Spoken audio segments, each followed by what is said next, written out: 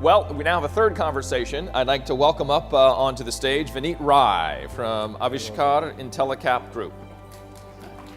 Thank you. Thank you. I think you might have been the voice in my brain earlier. I think that'd been the voice we had a little bit early going on. Vineet, I'll start as I did with the other two conversations. What's leadership with the SDGs here for you? What do you think it is? Yeah, well, I think the challenge for all of us, and I actually spoke at Delhi in the similar kind of conference by Global Compact. I think human beings have never lived without poverty. We've always had poverty, we've always had hunger. Since the time Homo sapiens started being called human beings, we are talking about a challenge that we have never in our history, I don't know, 50,000 years of history, have ever actually dealt with. And suddenly here we are in 15 years, or less than 15 years now, 13 years actually, we are trying to get rid of poverty, hunger, and things that we have never seen go away.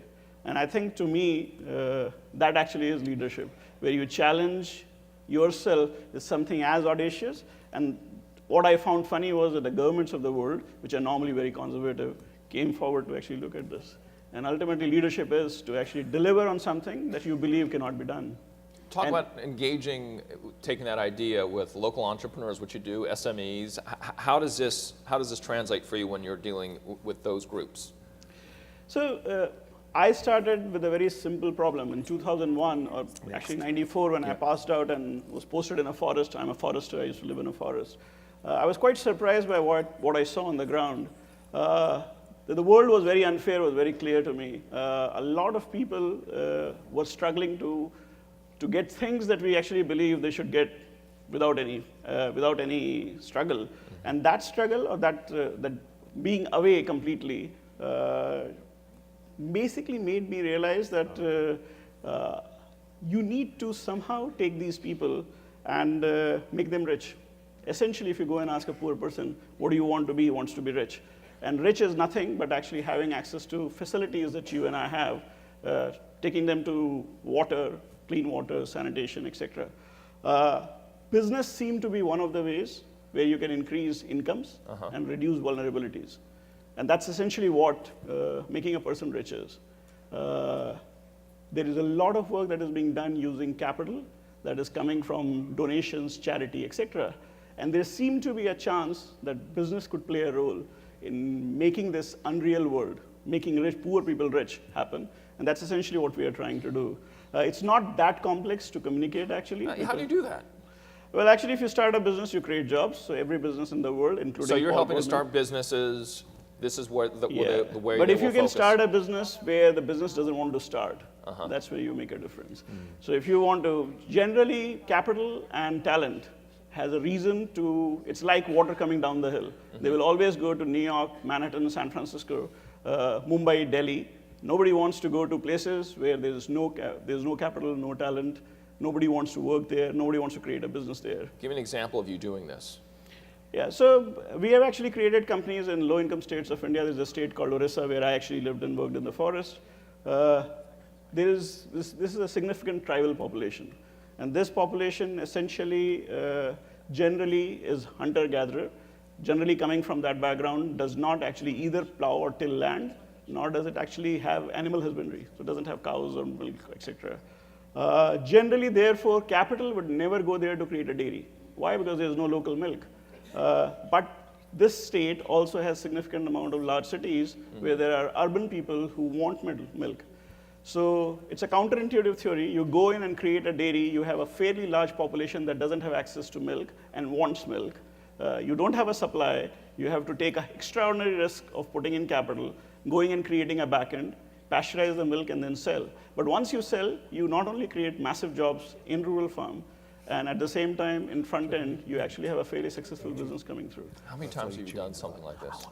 We have made 55 investments across India, Indonesia, Bangladesh, Sri Lanka, and we have done everything from fisheries. So around 13 goals here, from health, hunger, poverty, You've covered 13 food so processing, far? 13, yeah. 13 goals actually rhyme with the work that we do. When are you going to get to the other 4?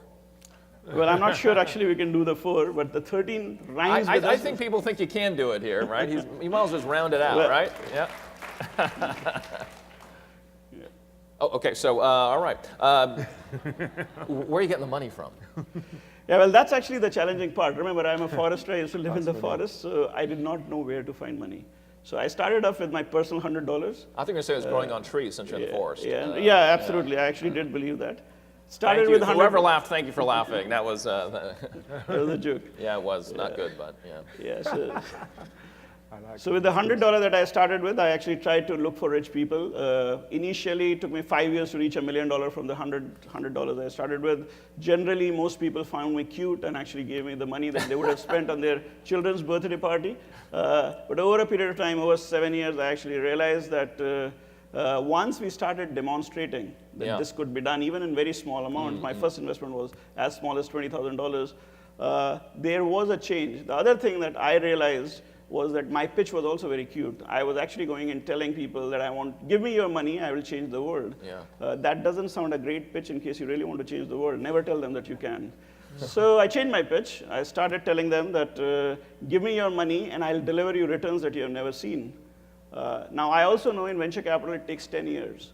So anything that they want, I promised and I accepted. And I said during the process, we'll change lives, and people were very happy. Yeah. And once you started building companies, and those companies took time, but started delivering a change as well as a commercial side, the same people who are not willing to participate or were very suspecting of our motives of what we were doing are basically in a very interested manner participating at a large scale. And today it is called impact investing, not something which is unknown to the world. Last count I heard 2 days back that we are $12 billion of capital around the globe. A significant part of that is going to emerging continents and countries. Asia and Africa see a significant amount, and so does Latin America. That is great. And is all your portfolio social impact space? 100%. 100%. And this is a space when, if you're in the valley, folks are going, where do I find money like this? Yeah, well, actually, I mean, you're kind of a unicorn, which is great. That's why you're here. This is fantastic.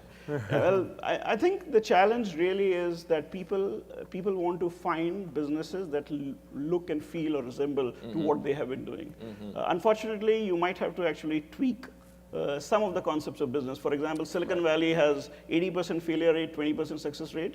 I cannot afford to have failures because every failure of mine would lead to actually a large number of people not having access to food, et cetera, et cetera. So what we have done, and Aavishkaar is a case study in Stanford Business School, for the simple reason, despite being a startup investor, despite being at zero level, we actually have a 72% success rate. Wow. And we're down to 60 seconds here. What is the key criterion you are looking for when I come in to pitch to you? What are you looking for? 3 things. Do you have the grit to last the grind that you are going to get into? Second, are you trying to change the world? And actually, if you say that you are trying to change the world, chances are we'll not invest in you. Because so don't say it, but you're going to look for it, right? Yeah. So show it. Does your business actually say it rather than you saying it? So we don't believe in the mouthing of the words. So if somebody says I'm very passionate, we actually reject him. If somebody says I'm going to change the world, we reject them.